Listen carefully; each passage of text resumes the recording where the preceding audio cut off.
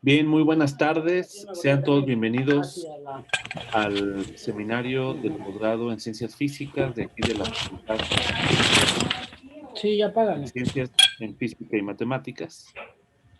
Eh, vamos a, vamos a iniciar el seminario. En esta ocasión tenemos el gusto y el honor de tener aquí a un egresado de nuestra facultad. Es el doctor Ricardo Ruiz Sánchez, que nos tiene una plática que es producto de su doctorado. Él obtuvo su doctorado recientemente. Una plática llamada Bifurcaciones y caos de un qubit polaritónico. Y antes de dar la palabra, déjenme leer una breve semblanza. El doctor Ricardo Ruiz Sánchez nació en Tuxtla Gutiérrez, Chiapas.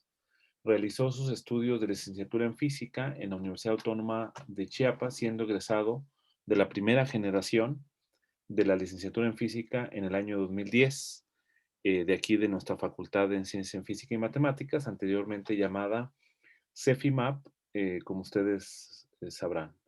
Su interés en fenómenos cuánticos en materia condensada lo motivaron a seguir sus estudios, en el que realizó estudios de maestría en la Universidad Politécnica de Chiapas en energías renovables, siendo asesor principal un servidor y el coasesor el doctor Jesús Muñiz Soria, con el nombre del trabajo de tesis, el papel de la geometría en el grafeno.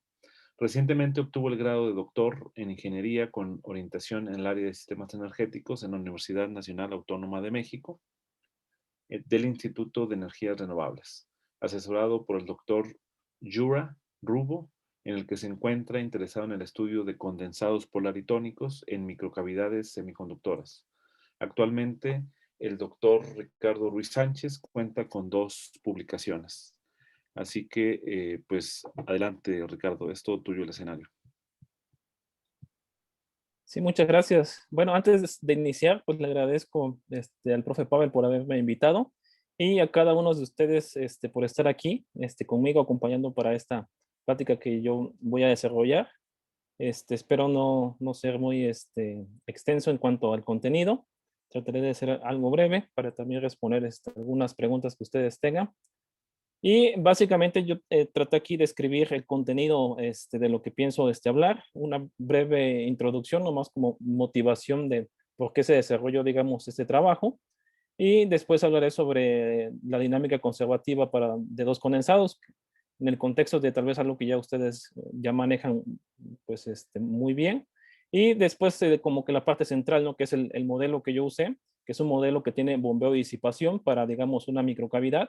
Y después de esto, pues hablaré de la coexistencia de atractores y la multiestabilidad del láser polaritónico. Y por último, del espectro de emisión. Y de acuerdo a esto, pues daré las conclusiones. Entonces, vamos a iniciar entonces con una breve motivación o introducción. Entonces, sabemos que el ser humano ha usado, digamos, diversos materiales y utilizado múltiples mecanismos de construcción y operación de máquinas que agilicen y automaticen en el sentido de realización de cálculos como las computadoras y el procesamiento de información. Entonces, la primera computadora electrónica fue llamada ENIAC y fue desarrollada en la Universidad de Pensilvania, ahí en Estados Unidos. Y en 1951 se desarrolló la UNIVAC, como yo aquí lo ilustro en la parte izquierda, y fue la primera computadora comercial. Entonces, por otro lado, el transistor es un dispositivo electrónico de estado sólido de 3 terminales. Los circuitos integrados actuales son extremadamente compactos y pueden contener miles de millones de transistores y otros componentes, digamos, electrónicos en un área pues muy reducida. Entonces, en 1969, como esta parte histórica, se creó el primer microprocesador que fue llamado Intel 4004 y fue el primer dispositivo semiconductor que proporcionó a nivel de chip las funciones de una computadora, como podemos ver aquí sobre el lado derecho. Entonces, gracias al desarrollo del microprocesador, condujo a la cuarta generación de computadoras con miles de circuitos integrados colocados en un chip de silicio y este chip pues contiene todos los componentes de una computadora. Bueno, entonces, en lo siguiente, pues tenemos que el consumo de energía en las computadoras es un problema grave y creciente en el mundo. Entonces, dentro de las investigaciones que se realizan, se busca mejorar, digamos, el rendimiento energético con la finalidad de modernizar el hardware y el algoritmo de energía optimizada. Entonces, por ejemplo, en un centro de datos, como vemos aquí en las imágenes, el consumo de energía se debe principalmente a los servidores, dispositivos de red y sistemas de refrigeración, como podemos ver aquí, digamos, en estas dos imágenes. Entonces, debajo de ellos encontramos grandes tubos donde fluye agua para mantener el sistema frío, como podemos ver aquí sobre el lado derecho, que es una imagen del centro de datos de Google, que está en Taiwán, lo que lleva a costos operativos muy altos, que superan el costo de la infraestructura pues, en pocos años. Entonces, por ejemplo, para dar ahí un dato, tan solo en el 2015 se usaron 416.2 teravatios por hora de electricidad en los centros de datos del mundo y fue mucho mayor que el consumo total de energía, por ejemplo, de Reino Unido. Entonces, los expertos mencionan que la cantidad de energía consumida por los centros de datos del mundo, los repositorios de miles de millones de gigabytes de información, se triplicará, por ejemplo, en las próximas décadas. Entonces, aquí también les muestro el crecimiento de las emisiones globales de dióxido de carbono a lo largo del tiempo, desde mediados del siglo XVIII hasta el 2018, que son los datos que yo encontré. Y aquí apreciamos que antes de la revolución industrial, las emisiones eran muy bajas. Aquí, si nos fijamos en el año aproximadamente 1760, entonces el crecimiento de las emisiones fue todavía relativamente lento a mediados pues, del siglo XX. Entonces, por ejemplo, en 1950 el mundo emitía poco más de 5 millones de toneladas de dióxido de carbono, que es aproximadamente lo mismo que Estados Unidos, o la mitad de las emisiones anuales de China, por ejemplo, aquí en el 2018. Entonces, vemos que China es por margen significativo el mayor emisor de Asia y del mundo. Bueno, entonces, aquí yo pongo, digamos, lo que es la clasificación de una computadora clásica y de una computadora cuántica. Entonces, una computadora clásica, pues manipula e interpreta bits para una determinada actividad. Y un bit, en este caso, representa una unidad fundamental de información, tomando, por ejemplo, valores de ceros y unos. Y las computadoras clásicas, pues no pueden resolver, digamos, ejemplos como los que yo pongo acá, la factorización de un número entero grande en un tiempo razonable corto, los números primos de dígitos grandes que se utilizan para enviar mensajes en forma codificada y también, por ejemplo, problemas de búsqueda en base de datos. Entonces, los orígenes de la computación cuántica se basa en las ideas presentadas por Feynman. Y las perspectivas de Feynman eran que si es posible realizar una máquina basada en los elementos de la mecánica cuántica, entonces será capaz de simular probabilísticamente un sistema cuántico arbitrario. Entonces, la realización de una computadora cuántica universal representa un gran desafío, en este caso de ingeniería, con un enorme potencial para resolver problemas del mundo real, en el que se podrán realizar ciertas tareas computacionales exponencialmente pues, más rápido que los dispositivos que operan bajo las leyes, por ejemplo, de la física clásica. Entonces, la unidad fundamental de información en las computadoras cuánticas se les llama qubit, y el estado de un qubit es un vector de spin en un espacio tridimensional. Entonces, diversas investigaciones ponen como candidato prometedor para la realización física de una computadora cuántica teniendo como esquema de cálculo cuántico totalmente óptico, usando qubits de spines de polaritones atrapados en la microcavidad. Entonces, los condensados polaritónicos es una herramienta alternativa para construir la computadora cuántica. Comparada con los circuitos superconductores, tienen los beneficios de una baja energía pues, de operación, como les mostraré en la siguiente diapositiva. Entonces, aquí la función fundamental de la microcavidad es confinar luz en un espacio muy pequeño, que es lo que trato de representar aquí en esta imagen. Y esta característica se vuelve significativa para el desarrollo, por ejemplo, de dispositivos. Entonces, los láseres de polaritones se crean en las microcavidades semiconductoras, en el que la luz está confinada entre dos espejos, por ejemplo, como yo aquí represento, que son espejos de forma paralela, que interactúan fuertemente con los excitones elementales del cristal. Entonces, en esta microcavidad semiconductora, el número de excitones crecerá y estos excitones se acoplan con los fotones formando un láser de polaritones excitónicos.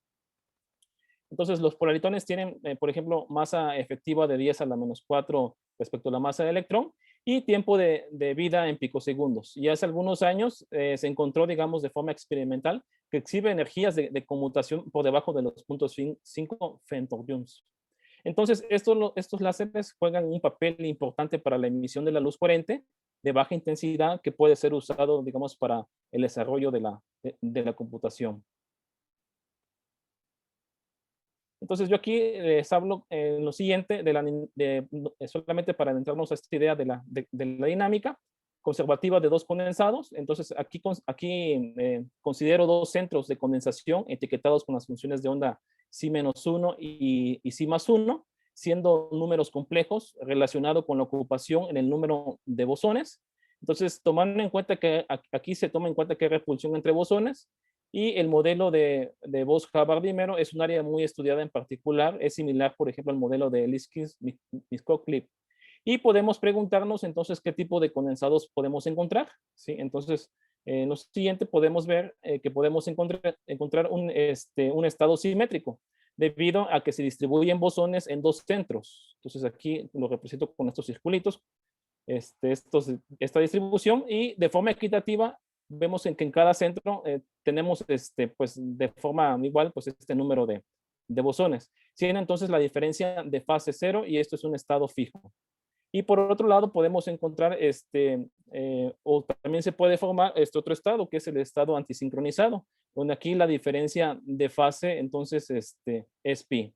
Entonces, notemos que estos dos estados conservan la simetría en el sentido que el número de bosones es el mismo para cada estado. Entonces, de forma cualitativa, si el número de bosones es muy grande y hay repulsión entre bosones, pues puede haber otros estados. Entonces, para el estado, por ejemplo, antisincronizado o antisimétrico, podemos esperar el rompimiento de simetría al aumentar el número de bosones en un centro, por ejemplo, o disminuirlo en otro. Entonces, para los estados antisimétricos tenemos que el número de bosones sobrepasa un número crítico. Este punto se convierte, por ejemplo, en un punto de sillón, lo que hace que aparezcan estos nuevos estados.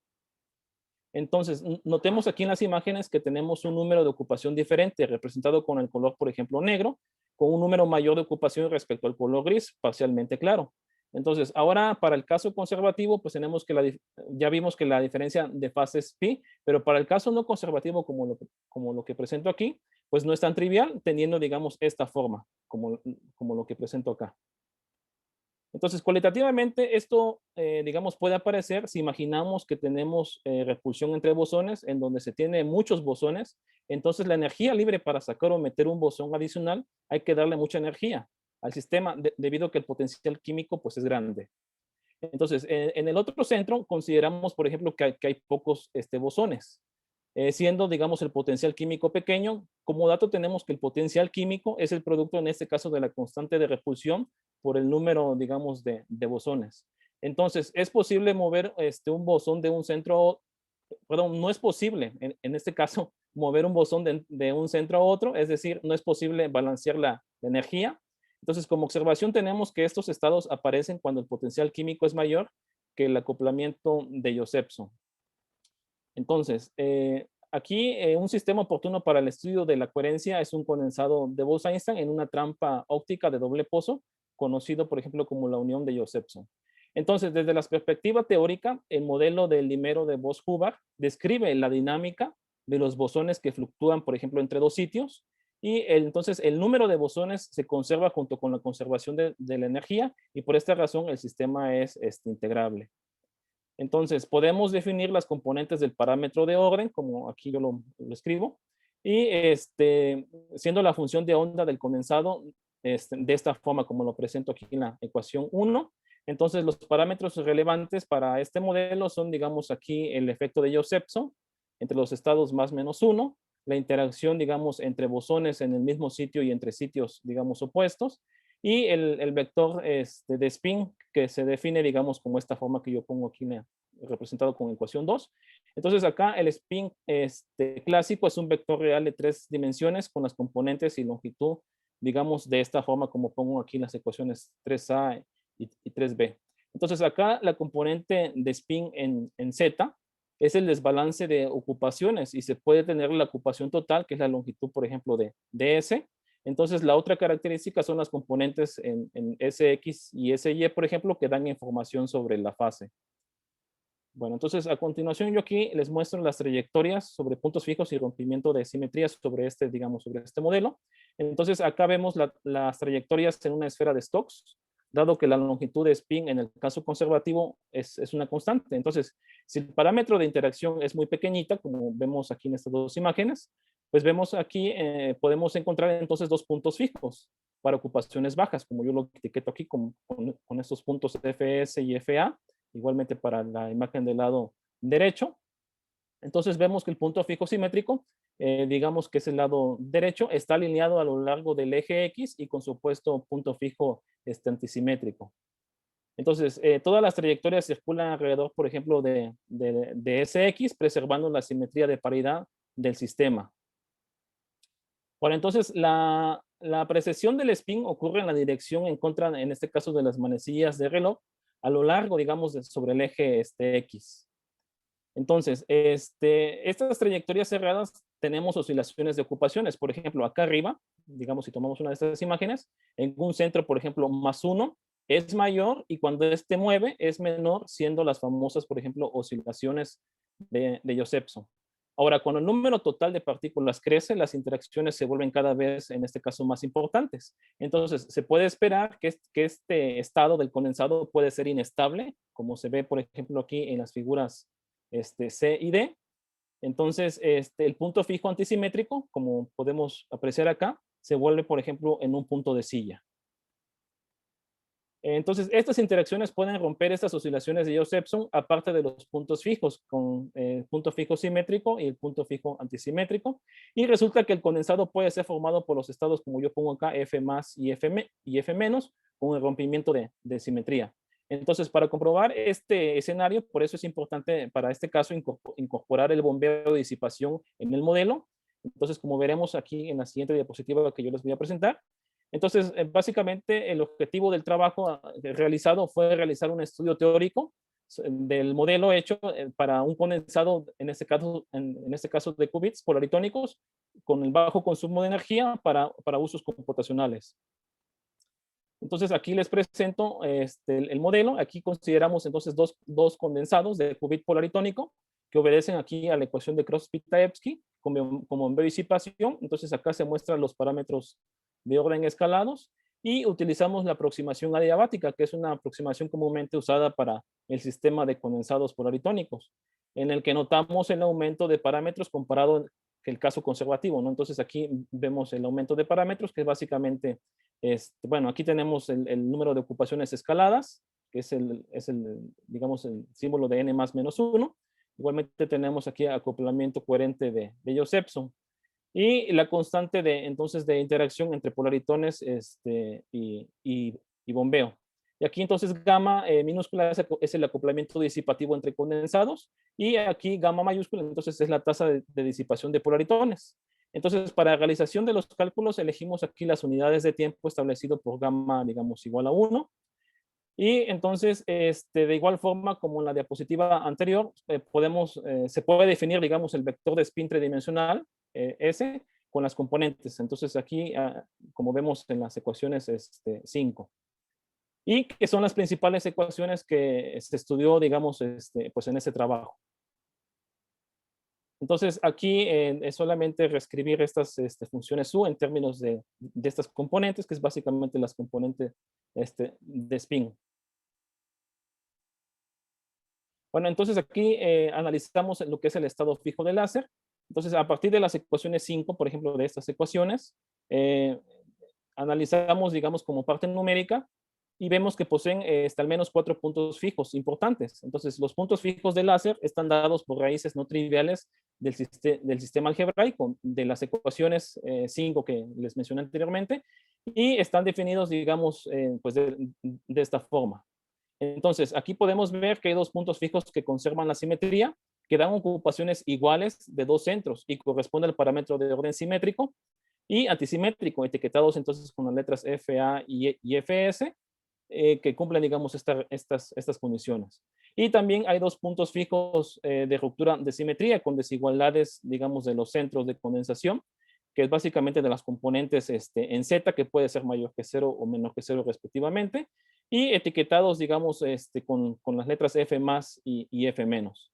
Entonces, estas soluciones de puntos fijos se describe con el aumento, digamos, de bombeo. Bueno, entonces en lo siguiente, aquí les muestro el escenario completo de las bifurcaciones en el dimero polaritónico, que es importante ya que el dimero, digamos, es un elemento clave de las redes de condensados polaritónicos para fines de realización de computadoras y simuladores polaritónicos. Entonces, por ejemplo, aquí esta figura representa una especie de mapeo de Poincaré que muestra la colección de valores de la componente en Z en los puntos de retorno, los puntos, por ejemplo, donde la derivada de la componente en Z respecto al tiempo es igual a 0 en función del bombeo P. Entonces, la barra aquí de colores, que está aquí sobre el lado derecho, aquí podemos apreciar cada píxel que representa una colección de puntos respecto a las trayectorias. Es decir, la cantidad de veces que el valor de la componente en Z del spin y bombeo P se repite para una misma trayectoria. Por ejemplo, si nos fijamos aquí en la escala logarítmica de color amarillo, los resultados de las trayectorias pasó pocas veces, digamos en torno a 5 veces, a comparación del color, por ejemplo, aquí azul oscuro, donde la trayectoria puede ocurrir alrededor, digamos, de 500 veces. Entonces tenemos que para el punto fijo antisimétrico se vuelve inestable para un valor de bombeo aproximadamente de un valor de 1.98, que estaría aquí sobre el lado izquierdo. Y para los pequeños valores de bombeo que vemos acá, pues puede haber dos puntos fijos estables que rompen, digamos, en este caso la simetría entre los centros de condensación que yo etiqueto como F más y F menos, conocidos también como condensados autoatrapados. Entonces, veamos que los condensados autoatrapados se vuelven inestables, por ejemplo, para un valor aproximado de 4. Y si, digamos, antes de este valor de 4, pues podemos ver que este valor de bombeo se puede digamos, apreciar la presencia de otro atractor con trayectoria no cerrada, en el que tenemos una bifurcación, en este caso, subcrítica. Entonces, en el dominio, por ejemplo, de bombeo de 3.8 a 4.2 aproximadamente, hay un comportamiento, digamos, caótico, aparente, que reaparece en la región estrecha alrededor de un valor de 4.3, como vemos aproximadamente aquí en esta imagen. Entonces, en los valores más altos de bombeo hay un movimiento de siglo límite, como vemos, digamos, aquí en esta parte, que coexiste con el punto fijo simétrico, que viene siendo esta parte. Entonces, aquí también les presento las soluciones de las ocupaciones, es decir, los valores absolutos al cuadrado de sí más y sí menos para, digamos, estos valores de los parámetros. Entonces, aquí ilustramos la forma que guardan las soluciones del parámetro de orden, usando las ocupaciones, digamos, de estos valores que ya les aquí mencioné. Entonces, mostramos estas ocupaciones en el que notamos diferentes transiciones de las soluciones respecto al parámetro aquí del bombeo. Entonces, aquí yo tomo diferentes valores de bombeo para estos valores fijos y yo voy apreciando pues diferentes transiciones que van teniendo. Por ejemplo, aquí en la imagen que yo pongo como inciso A o imagen A, vemos que las ocupaciones para n más 1, que es la línea color negra, es mucho mayor que la ocupación del estado, por ejemplo, n menos 1, que es la línea color azul. Y, por ejemplo, al tener una cierta cantidad de bosones, la mayor parte estará entonces en la función sí más 1 y este estado es el estado F más, por ejemplo. Entonces, en la imagen, por ejemplo, B, podemos ver el comportamiento parecido a caos, en el que apreciamos oscilaciones aleatorias de las ocupaciones de los condensados. Y, por ejemplo, aquí en la figura C, notamos cambios periódicos, que es una indicación de un atractor parecido a siglo límite. Entonces, las líneas de color rojo que vemos aquí en cada imagen representan las ocupaciones promedios de dos condensados, que es lo que podemos apreciar acá. Bueno, entonces también aquí les muestro el espacio de trayectorias del sistema dinámico autónomo. Y acá vemos entonces los atractores en el espacio de spin en 3D para diferentes valores de bombeo. Y sabemos que cuando entonces no hay evolución temporal de las componentes de spin, estos permanecen constantes y tenemos en este caso, o tendríamos en este caso, atractor tipo punto fijo, como lo vemos aquí, estos puntitos representados de color azul. Entonces, los dos puntos fijos repulsores F más y F menos están indicados, como mencioné aquí, en estos puntos rojos. Y en la figura, bueno, aquí tenemos varias figuras que yo quiero mostrar, que estas figuras básicamente lo que va cambiando es el valor también pues de bombeo. Entonces, para un cierto valor de bombeo es como podemos ver qué trayectoria guarda el condensado. Entonces, aquí también podemos obtener, por ejemplo, un atractor de siglo límite, como vemos aquí en las figuras B y D. Y en AC podemos ver que es una especie de atractor caótico. Entonces, para comprobar ese escenario de bifurcaciones de los condensados polaritónicos y especialmente para proporcionar la prueba directa de la formación de caos, entonces es necesario estudiar el comportamiento de los exponentes de Lyapunov. Entonces yo aquí presento lo que es la estabilidad, y la estabilidad de un punto fijo estable se puede estudiar entonces a partir de la matriz jacobiana. Entonces aquí lo que se hace es definir los exponentes de Lyapunov de un punto fijo como los 3 eigenvalores de la matriz jacobiana calculadas, digamos, para ese punto. Entonces, ahora como son raíces de una ecuación cúbica, podemos tener dos casos. Los 3 exponentes son números reales o hay un exponente siendo un número real y los otros 2 son complejos conjugados uno del otro. Entonces, acá presento los resultados tomando la parte real. Esa parte indica, digamos, la estabilidad del punto fijo. Entonces, para el punto estable, los 3 deben ser, por ejemplo, negativos. Entonces, aquí en las figuras A, B, C y D que yo presento, se muestran estos resultados para lambda, para puntos fijos antisimétricos, con líneas continuas gruesas de color, por ejemplo, magenta, que es lo que yo les muestro acá. Y también vemos los resultados con líneas continuas delgadas, paralelas de color rojo, que es lo que apreciamos acá, que muestra también los 3 exponentes de Lyapunov. Los valores propios de la matriz jacobiana son, en este caso, uno real y siempre negativo, y los otros 2 son 2 complejos conjugados entre sí para valores de bombeos crecientes. Entonces, en la parte real de este par de exponentes complejos conjugados de Lyapunov, que cruza, por ejemplo, es 0 para un cierto valor de bombeo, y indica el comportamiento oscilatorio entonces del nuevo atractor emergente. Entonces, los resultados con líneas de trazos color azul, aquí podemos ver que tenemos de igual forma los 3 exponentes de Lyapunov. Para un resultado tenemos solo valores reales negativos, mientras, digamos, los otros 2 son números complejos conjugados entre sí, y cuando la división de Josephson y la constante de interacción no son pues demasiado pequeños. Entonces, de lo que he mencionado hasta el momento, es importante confirmar la presencia entonces de caos autónomo en el condensado polaritónico. En lo siguiente que les voy a presentar, pues ese es el estudio de los exponentes de Lyapunov. Bueno, entonces los exponentes de Lyapunov miden la tasa promedio de la divergencia o convergencia de 2 trayectorias con condiciones iniciales cercanas. Entonces, el exponente de Lyapunov que nos interesa es el más grande en este sentido de la parte real, debido a que mide la tasa de producción de información o la tasa de crecimiento, digamos, a la que se expande el espacio de spin y con la que se separan las trayectorias. Este exponente, digamos, no solo muestra si el sistema experimenta caos, sino también muestra el nivel de caos dentro del sistema.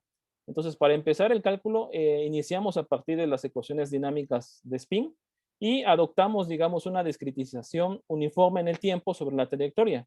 Entonces, para realizar el cálculo, yo aquí aplico el método de Runge-Kutta al cuarto orden en las ecuaciones de las componentes de spin y obtenemos entonces un mapeo discreto para el vector de spin dado por la ecuación, por ejemplo, 7. Entonces, aquí, digamos, M representa la matriz de mapeo, que está definido en términos de la matriz unitaria y la matriz jacobiana. Y, por ejemplo, aquí el índice K define la discretización de la trayectoria de spin con un pequeño, digamos, paso de tiempo y en este caso una gran cantidad pues, de pasos n. Entonces, para encontrar los exponentes de Lyapunov usamos el mapeo de la expresión 7, que estudia la evolución del vector, digamos, de una pequeña perturbación de spin y renormalizándolo, digamos, en cada paso. Entonces, generamos una pequeña desviación aleatoria en el espacio de spin inicial, denotado con la letra I de las ecuaciones de las componentes de spin determinado, digamos, en un determinado tiempo.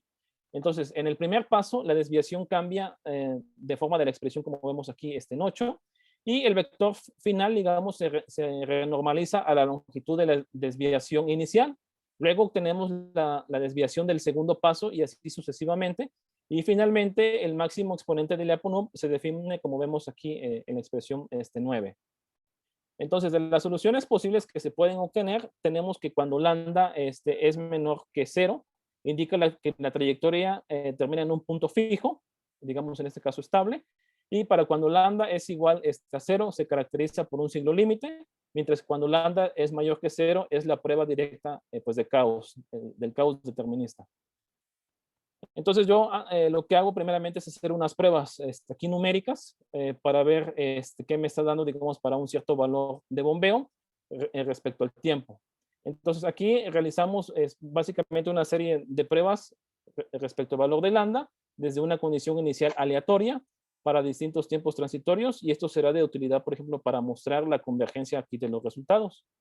Entonces, en la figura, aquí les muestro el máximo exponente del Lyapunov en función del tiempo, digamos, con una condición inicial aleatoria y para diferentes valores pues de bombeo. Entonces, por ejemplo, aquí en la figura A, digamos, vemos que tiende a un punto fijo con simetría rota, debido a que el valor de lambda es, digamos, tiene valores negativos.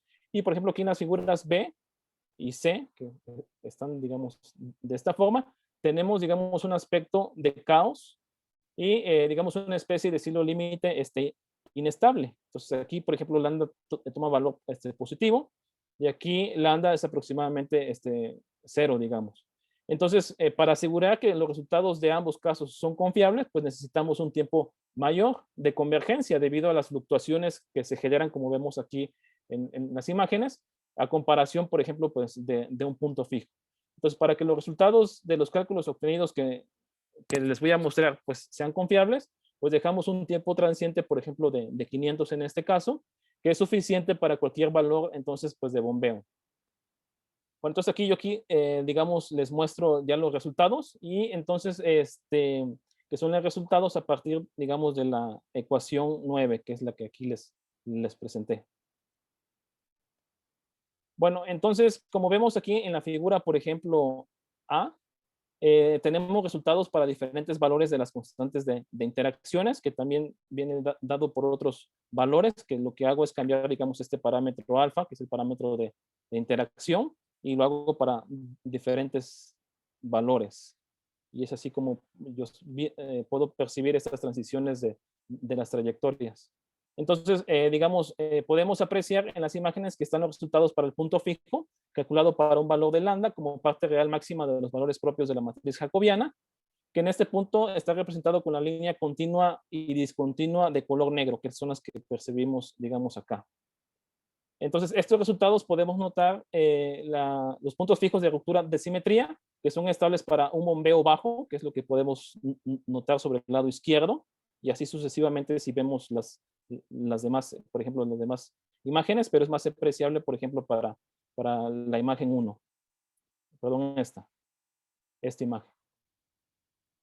Y podemos ver entonces que el punto fijo simétrico es estable para un punto fijo, perdón, para un valor de bombeo bastante alto, que es lo que podemos notar aquí. Entonces, por otro lado, en el dominio del bombeo intermedio está representado atractores extraños, que es lo que vemos, digamos, en esta zona, igualmente en esta zona con diferente valor, digamos, de aquí de alfa. Entonces, dado que las condiciones iniciales son aleatorias, pues el sistema elige aleatoriamente pues, un atractor. Entonces, podemos notar que la prueba de caos es más evidente al ver aquí este recuadro, por ejemplo, este recuadro de color gris. Lo que hago es disminuir o hacer más pequeñito el número de bombeo para ver cómo son, digamos, las transiciones que va tomando pues el valor de lambda. Entonces, aquí solamente contienen los resultados cuando lambda es mayor o igual que 0. Entonces aquí también podemos ver en la figura A que para polaritones que interactúan débilmente, es decir, para un valor pequeño de alfa, tanto el punto fijo con simetría rota y el punto fijo simétrico pueden ser estables. El atractor extraño puede coexistir, digamos, con ambos.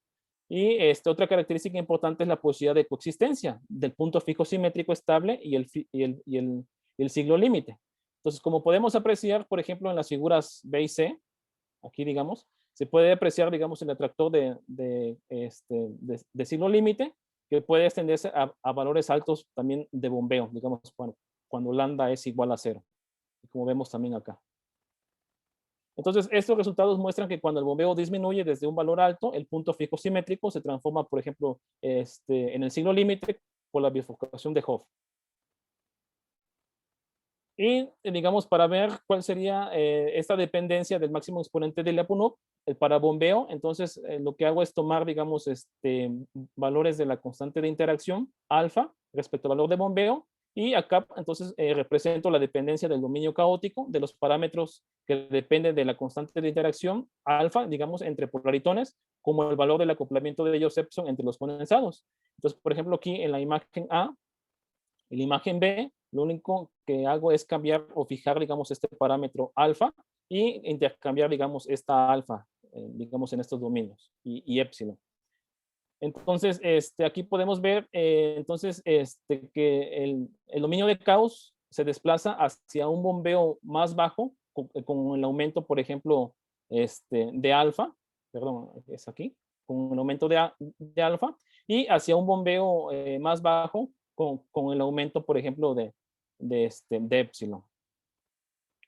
Entonces, también podemos determinar los tres exponentes de Lyapunov, que respecto a la definición del máximo exponente de Lyapunov, de la ecuación presentada, entonces para la pequeña perturbación del spin se orienta en la dirección del crecimiento más rápido. Entonces, se puede utilizar el procedimiento de ortogonalización de Gram-Schmidt para establecer otras dos direcciones ortogonales para el crecimiento intermedio y el más lento. Y de esta manera es posible calcular entonces los valores reales de los tres exponentes de Lyapunov, como yo les presento acá, que básicamente el color azul es la parte máxima que ya les he presentado, y entonces podemos ver qué forma guardan estos tres exponentes.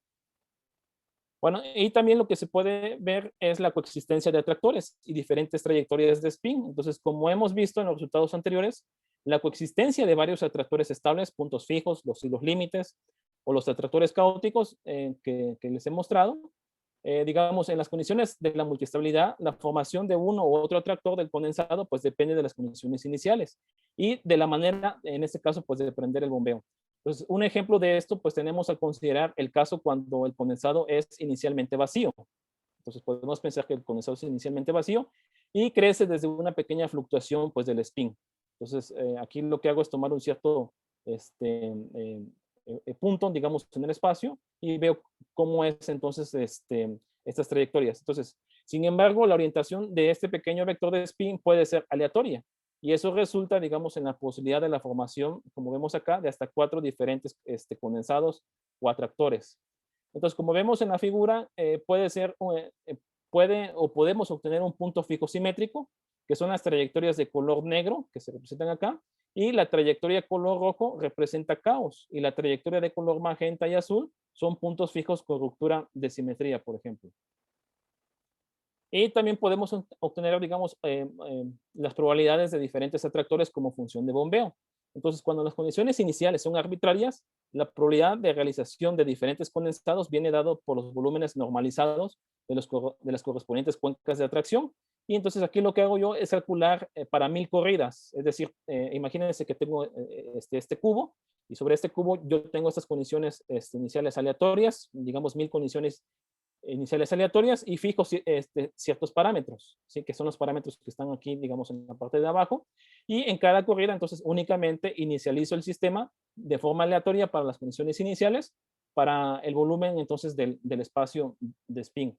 Entonces, la probabilidades de diferentes atractores puede iniciar del spin en un volumen grande, como vemos aquí, por ejemplo, en esta figura, o desde una pequeña fluctuación, como vemos aquí en la siguiente imagen. Lo único que cambia es cambiar el dominio, ¿no? En un dominio más pequeño, un dominio más grande, a comparación de una u otra imagen. ¿Sí? Entonces, podemos notar que ambas figuras pues, muestran resultados similares. Entonces, vemos el crecimiento de la probabilidad del punto fijo simétrico, en este caso es continuo y uniforme, y los otros tres atractores de láser de punto fijo con rompimiento de simetría, y en el régimen del signo límite, por ejemplo, y el caos autónomo, pues compiten claramente entre sí, que es la parte que podemos apreciar, digamos, sobre esta zona. Bueno, entonces también lo que podemos hacer es calcular el espectro de emisión para la dinámica caótica. Entonces, ahora una característica importante del condensado polaritónico es la emisión de la luz afuera de la microcavidad. Esta emisión es el resultado de la desintegración de los polaritones del condensado y su transformación en los fotones libres afuera de la microcavidad. Entonces, el espectro de la luz emitida se puede calcular como la transformada de Fourier del parámetro de orden. Entonces, para la realización del cálculo, consideramos un miembro del parámetro de orden, denotamos un tiempo grande como t, por ejemplo, y discretizamos el tiempo como delta t y consideramos, digamos, n valores discretos del tiempo. Entonces, para la transformada de Fourier rápida, usamos valores de n como una potencia de 2 para hacer, digamos, este cálculo. Y entonces las n transformadas de Fourier corresponden pues a n frecuencias discretas. Entonces el espectro de potencias es normalizado al número promedio de polaritones pues en el centro. Entonces en el caso del condensado formado en un punto fijo, tenemos una función delta centrada en la frecuencia del láser polaritónico. Entonces yo aquí les muestro entonces los resultados obtenidos. Entonces en el caso de caos tenemos un espectro muy interesante. Entonces, vamos a ver en este caso 3 ejemplos, digamos, muy ilustrativos. Pero antes, déjenme regresar tantito aquí a una de las imágenes sobre el desbalance, digamos, del spin, nomás para denotar algunas ideas sobre este resultado.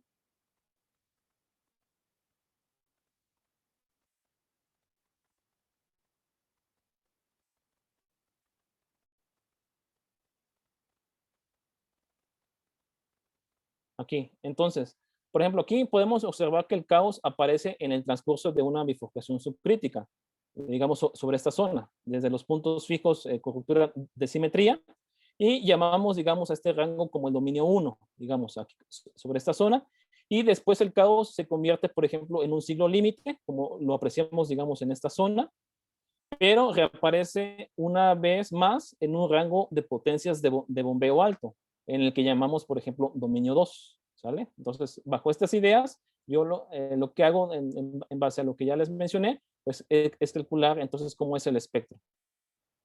Entonces, ahora déjenme continuar.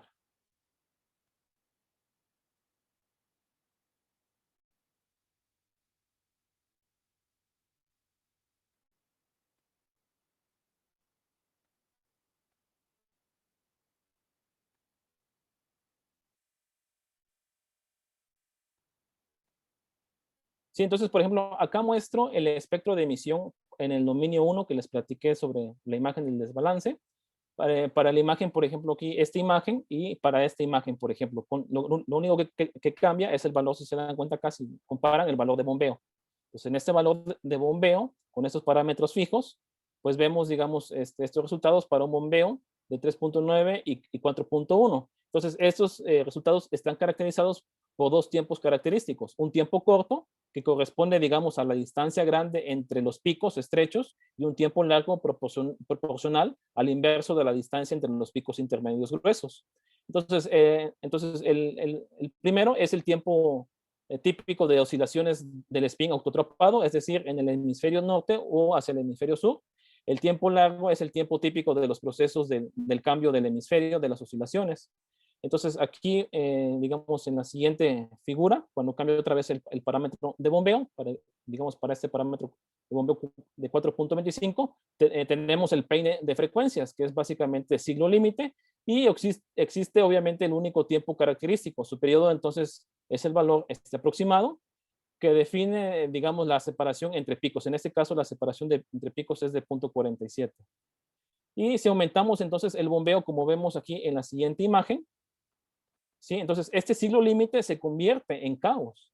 Entonces, el espectro de emisión mostrado solo sobreviven los picos pares, como vemos acá, y los picos impares, si comparamos con esta imagen, entonces son completamente suprimidos. Eso es lo interesante, digamos, de este resultado. Y entonces, por último, aquí indicamos que el espectro, en el caso de caos débil, es muy parecido a un siglo límite. Aquí lo que hago es redefinir aquí los parámetros para otro tipo de parámetros y para otro tipo, entonces, de bombeo. Entonces, con unos cuantos picos aquí importantes, que es lo que podemos apreciar, ¿sí? Entonces, ahí aparecen solo 3 picos importantes y el pedestal es un poco pronunciado. Bueno, entonces, para terminar, aquí les doy mis conclusiones, y entonces lo que básicamente este trabajo fue demostrar la formación de caos y atractores extraños en la dinámica de 2 condensados de excitón polaritón acoplados, Y para hacer esto, pues fue muy importante hacer el cálculo del máximo exponente de Lyapunov. Y surgen entonces los estados autoatrapados, que se caracterizan, digamos, por una simetría de paridad rota y resultan en diferentes ocupaciones de dos condensados. Entonces, los estados autoatrapados pueden, bueno, pierden la estabilidad con el aumento de bombeo por la bifurcación de Hopf y se forman las oscilaciones de siglos límites. Entonces, la mezcla de diferentes siglos límites resulta en luz para la dinámica caótica del láser y el espectro de frecuencias de la luz emitida desde la microcavidad en el régimen, digamos, caótico, refleja la presencia entonces de dos tiempos característicos de la dinámica y muestra un desplazamiento azul, con, digamos, respecto al pico de láser polaritónico ordinario. Entonces, la riqueza de la dinámica de un qubit polaritónico, el control y manejo fácil de sus estados, la posibilidad de observación de estos estados en el espectro de emisión, pues abre una perspectiva hacia el uso eficiente de los qubits y redes polaritónicos para la computación con bajo consumo de energía y de sus posibles aplicaciones en la computación cuántica. Bueno, entonces, ya aquí por último, solamente quiero presentar aquí a mi tutor principal, que es el que está aquí en el lado izquierdo, el doctor Yura Rubo. Él está ahí, digamos, en el Instituto de Energías Renovables, allí en mismo Morelos, y con él estuve trabajando esta parte de lo que les he mostrado. Y para, digamos, una gran ayuda fue también el doctor Raúl Rickman, que con él trabajé, bueno, discutí muchas cosas numéricas, que él, digamos, es experto, digamos, en esta área de cosas numéricas, y tuve discusiones en muchas ocasiones con él, y él fue también parte de la colaboración que se realizó para poder también llevar a cabo este trabajo. Bueno, entonces estas son algunas referencias de lo que yo he platicado hasta ahorita. Y muchas gracias.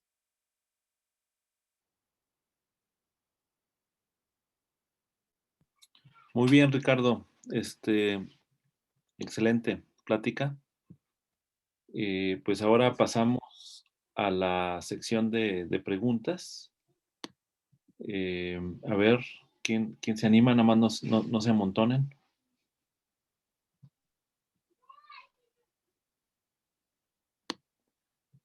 Bueno, en lo que se van animando, déjame hacer una pregunta ingenua. Digamos, pues ahora sí que no conozco muy bien el tema. Pero me llama la atención dos cosas. Una, es una pregunta ingenua, lo comento.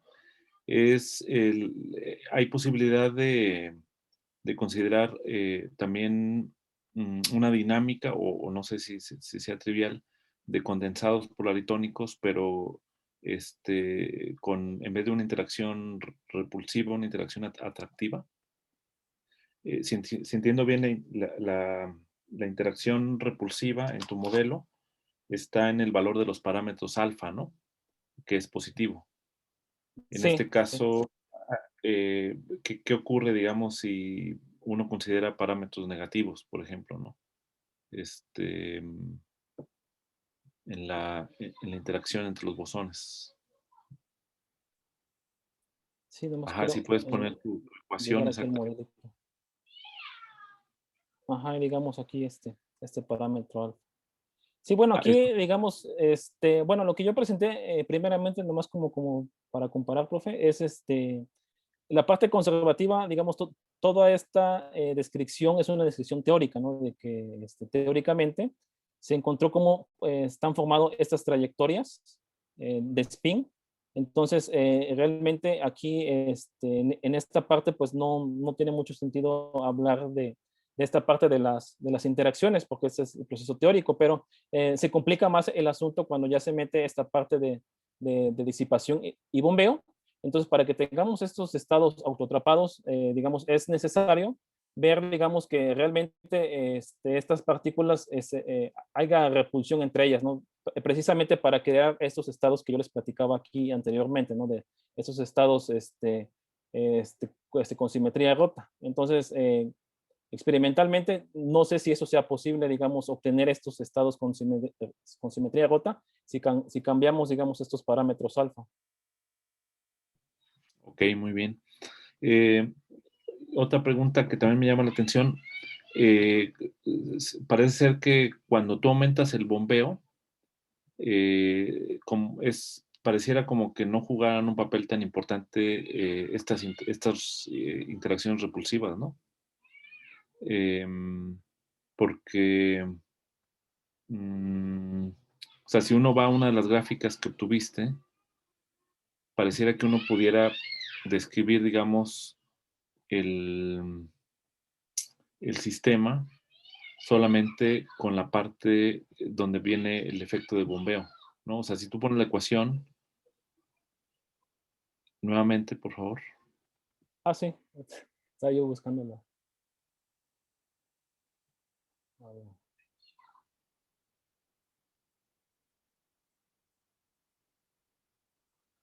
Ajá, aquí. Ajá, digamos que, o sea, tú tienes una región en donde P es muy grande, digamos, ¿no? Que es el bombeo.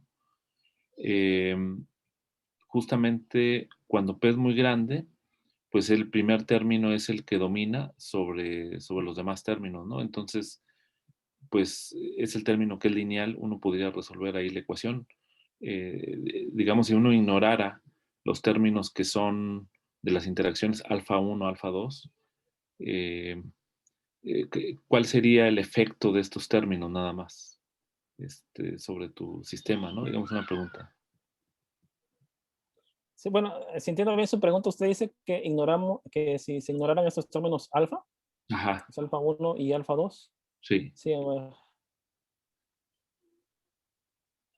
Sí, bueno, en ese caso, hasta donde entiendo, pues no tendríamos esta parte de interacción, ¿no? Entre polaritones. Ajá, exactamente.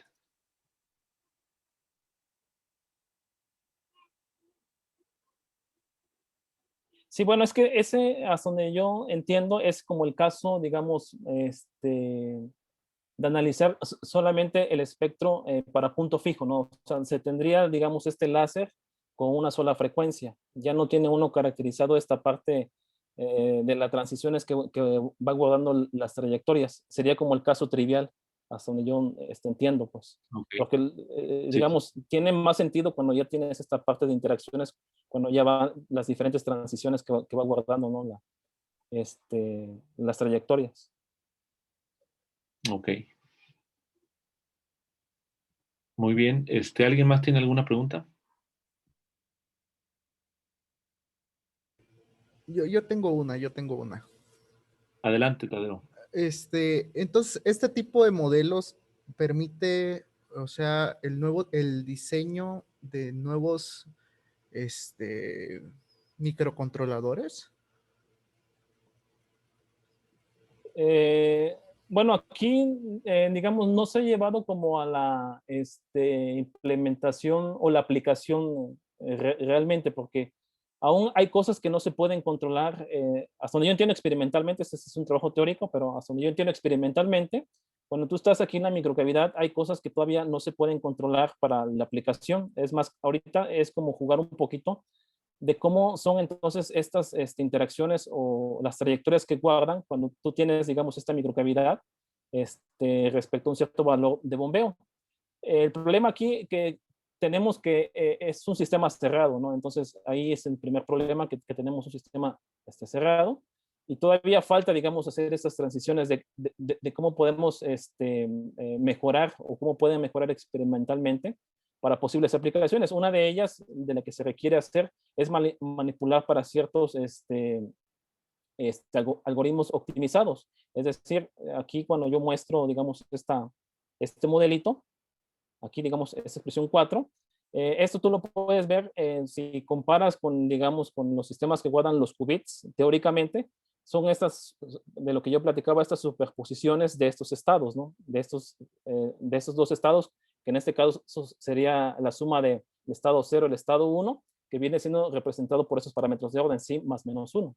Esa es como una forma solamente teórica de apreciar cómo sería ocupar estos estados para el sistema de qubit, pero implementaciones, aplicaciones que actualmente se estén llevando a cabo, pues no lo hay, precisamente por eso, ¿no? De que aún no se tiene muy bien controlado esta parte de la microcavidad, pero se tiene pensado hacer estas implementaciones primeramente para ir mejorando, ¿no? Esta parte de cómo optimizar mejor estos qubits. Entiendo. Muchas gracias, doctor. Sí.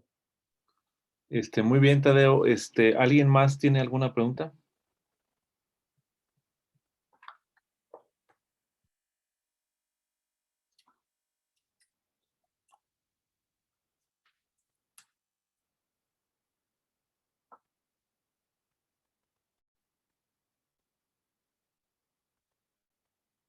Como una curiosidad, estas trayectorias que muestras ya para las componentes del spin, en el caso ya disipativo, también las puedes poner sobre la esfera.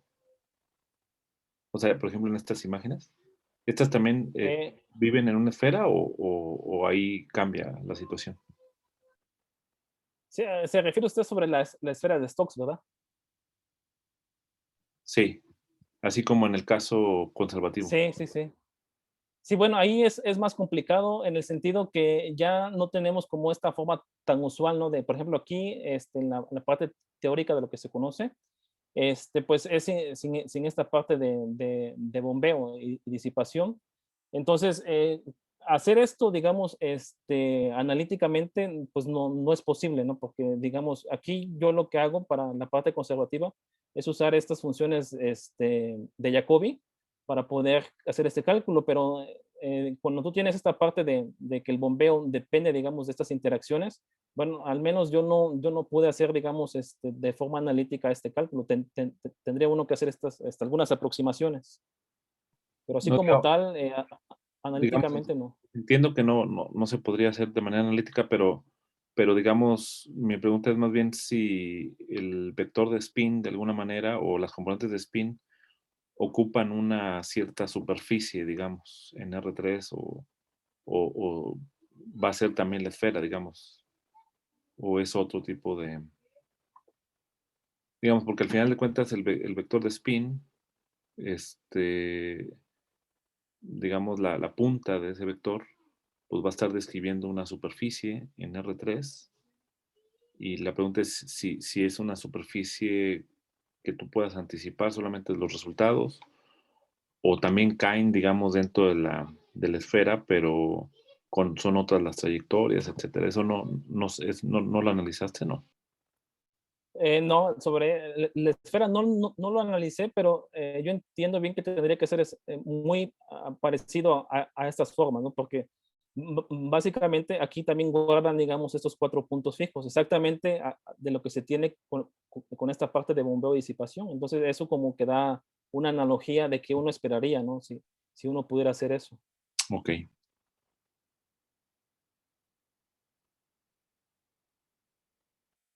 Muy bien, Ricardo. ¿Alguien más tiene alguna pregunta? Anímense.